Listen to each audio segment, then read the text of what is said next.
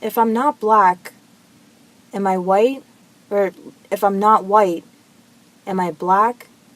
You see, I'm in that in-between where I can't win no matter which way I go, so what do I do, like create my own race? I worry that I'll be perceived as a white person or as a Mexican person who's white on the inside. I want to find solidarity with fellow people of color, but I feel guilty bringing the white part of myself into that space. And then especially because I was raised in a very white household, in a very white town, I feel I have almost no cultural connections to any people of color, let alone Mexican people. My father left so early on in my life, and my father was born and raised in Puerto Rico, and his family was born and raised in Puerto Rico. And when he left, and after my grandmother passed when I was like 5, that side of my family, with the exception of like 2 aunts, completely cut me off because they said there was no way I could be my father's daughter because of the color of my skin.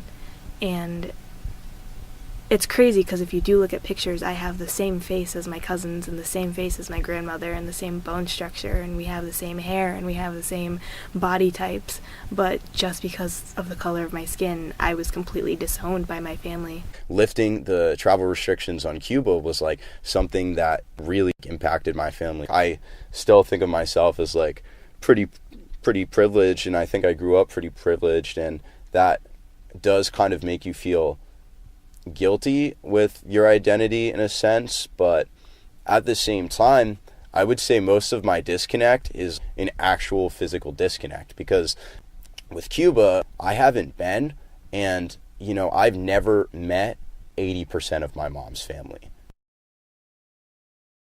I feel like a lot of times people just try and put me into like a category that I'm not. Why are we using Caucasian as a term for all white people? Like, Caucasian should be a term for people from the Caucasus region. And then I feel like I would have a race. But if you ask anyone from Europe or America, they're probably going to identify as Caucasian, right?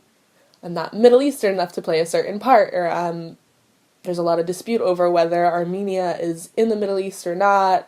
It's a country technically in Asia, in the Middle Eastern region, but it's not considered the Middle East. It used to be just pick one. And the only box that was for me was other. The amount of times I've been called half and half, a mutt, or like inside out Oreo is like all the time. That's a classic, sadly. Mulatto, I'd hate mulatto. If you call me mulatto, I will punch you in your face. You're a balance.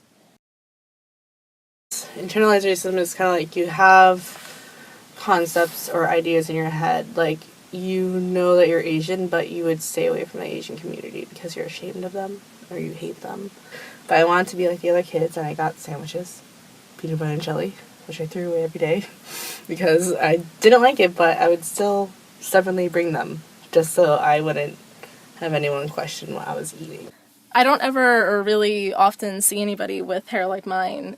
It's either really coily, like a black girl's hair, or just wavy. I think I'm like this in between. Like, do I even count as a woman of color? Like, do I call myself biracial? I don't know. Like, I don't know. I don't know if I feel comfortable inserting myself into that space because I don't really feel Puerto Rican enough. Your culture is defined mostly by you and what you're brought up by. I want to unify with my other minorities, but like, can we unify and be like, yeah, we share this without it being like a pissing match of like, well, no, we had it worse. Part of the problem is the fact that we take race as a joke. It's the butt of our jokes. It almost makes me ashamed to like laugh at it. I want to be able to give my any possible children I have a connection to the culture that I was robbed of, And it wasn't like intentionally robbing for me specifically, but it was like a generational robbing. I don't think my grandfather really understood what he was doing when he decided to not expose his children to any part of the culture. But he essentially robbed not only them, but the generations to come after us of that experience. I feel bad, but like, I didn't want to be black because my hair is so curly. Like, my parents would never let me straighten it when I was little because it's like, I didn't have one and like, why would I need to straighten my hair?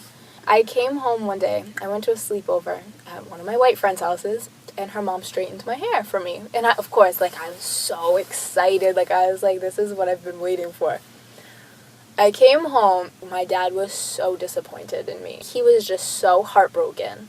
Back in high school, I wanted to embrace my Asian side more by wearing dramatic wing eyeliner. But at the same time, I hated looking Asian because I didn't look like my white friends. And they would always point out, oh, you look so Asian today. And I always thought that, like, meant ugly. Not ugly, but just, like, different. I didn't want to look different. I didn't want to stand out.